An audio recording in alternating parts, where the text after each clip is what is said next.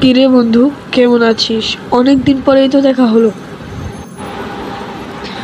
হ্যাঁ রে বন্ধু, ভালোই আছি। অনেক কাজে ব্যস্ত থাকি, তো তাই তো তোর সাথে দেখা করতে পারি না। তোর না আজকে আমাকে খাওয়ানোর কথা? তুই আগে যেমন কিপটা ছিলি, তুই এখনো যেমন কিপটা আছস। আজকে তোর আমাকে খাওয়ানোর কথা। হ্যাঁ হ্যাঁ হ্যাঁ, বুঝেছি, আর বলতে হবে না।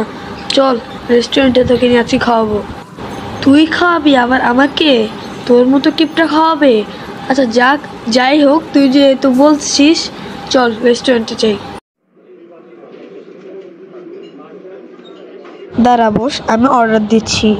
এই মামা, আমাদের এই প্লেটে 2টি সিঙ্গারা, 2টি সমোসা দেন।